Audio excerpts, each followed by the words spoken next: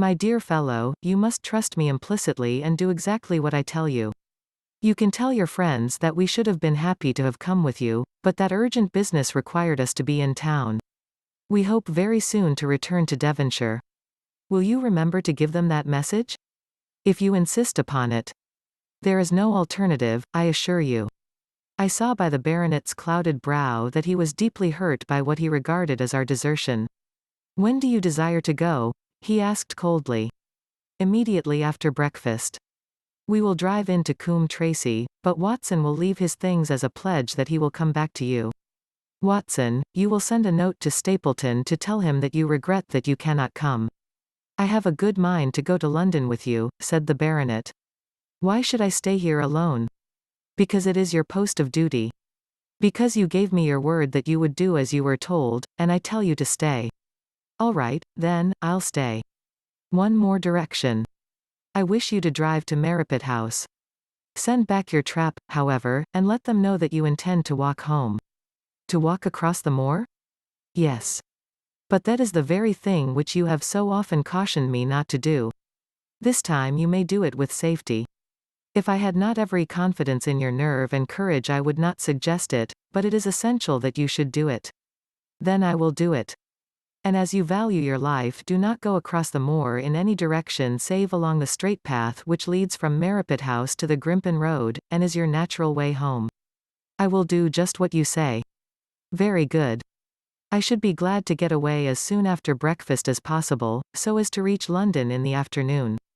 I was much astounded by this program, though I remembered that Holmes had said to Stapleton on the night before that his visit would terminate next day. It had not crossed my mind, however, that he would wish me to go with him, nor could I understand how we could both be absent at a moment which he himself declared to be critical. There was nothing for it, however, but implicit obedience, so we bade good-bye to our rueful friend, and a couple of hours afterwards we were at the station of Coombe Tracey and had dispatched the trap upon its return journey. A small boy was waiting upon the platform. Any orders, sir? You will take this train to town, Cartwright. The moment you arrive you will send a wire to Sir Henry Baskerville, in my name, to say that if he finds the pocket-book which I have dropped he is to send it by registered post to Baker Street. Yes, sir. And ask at the station office if there is a message for me. The boy returned with a telegram, which Holmes handed to me. It ran, "Wire received. Coming down with unsigned warrant. Arrive 5:40. Lestrade." That is in answer to mine of this morning. He is the best of the professionals, I think, and we may need his assistance. Now, Watson, I think that we cannot employ our time better than by calling upon your acquaintance, Mrs. Laura Lyons. His plan of campaign was beginning to be evident. He would use the baronet in order to convince the Stapletons that we were really gone, while we should actually return at the instant when we were likely to be needed. That telegram from London, if mentioned by Sir Henry to the Stapletons, must remove the last suspicions from their minds. Already I seem to see our nets drawing closer around that lean-jawed pike. Mrs. Laura Lyons was in her office, and Sherlock Holmes opened his interview with a frankness and directness which considerably amazed her. I am investigating the circumstances which attended the death of the late Sir Charles Baskerville, said he. My friend here, Dr. Watson, has informed me of what you have communicated, and also of what you have withheld in connection with that matter. What have I withheld? She asked defiantly. You have confessed that you asked Sir Charles to be at the gate at 10 o'clock. We know that that was the place and hour of his death. You have withheld what the connection is between these events. There is no connection. In that case the coincidence must indeed be an extraordinary one. But I think that we shall succeed in establishing a connection after all. I wish to be perfectly frank with you, Mrs. Lyons. We regard this case as one of murder, and the evidence may implicate not only your friend Mr. Stapleton, but his wife as well. The lady sprang from her chair. His wife, she cried. The fact is no longer a secret. The person who has passed for his sister is really his wife. Mrs. Lyons had resumed her seat. Her hands were grasping the arms of her chair, and I saw that the pink nails had turned white with the pressure of her grip. His wife, she said again. His wife. He is not a married man. Sherlock Holmes shrugged his shoulders. Prove it to me. Prove it to me. And if you can do so. The fierce flash of her eyes said more than any words. I have come prepared to do so, said Holmes, drawing several papers from his pocket. Here is a photograph of the couple taken in York 4 years ago. It is endorsed, Mr. and Mrs. Vandeleur, but you will have no difficulty in recognizing him, and her also, if you know her by sight. Here are 3 written descriptions by trustworthy witnesses of Mr. and Mrs. Vandeleur, who at that time kept St. Oliver's private school. Read them and see if you can doubt the identity of these people. She glanced at them, and then looked up at us with the set, rigid face of a desperate woman. Mr. Holmes, she said, this man had offered me marriage on condition that I could get a divorce from my husband. He has lied to me, the villain, in every conceivable way. Not one word of truth has he ever told me. And why? I imagined that all was for my own sake. But now I see that I was never anything but a tool in his hands. Why should I preserve faith with him who never kept any with me? Why should I try to shield him from the consequences of his own wicked acts? Ask me what you like, and there is nothing which I shall hold back. One thing I swear to you, and that is that when I wrote the letter I never dreamed of any harm to the old gentleman, who had been my kindest friend.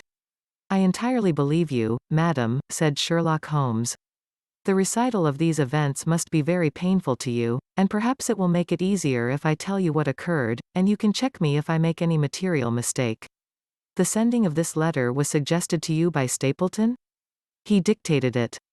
I presume that the reason he gave was that you would receive help from Sir Charles for the legal expenses connected with your divorce? Exactly.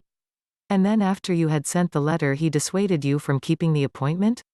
He told me that it would hurt his self-respect that any other man should find the money for such an object, and that though he was a poor man himself he would devote his last penny to removing the obstacles which divided us.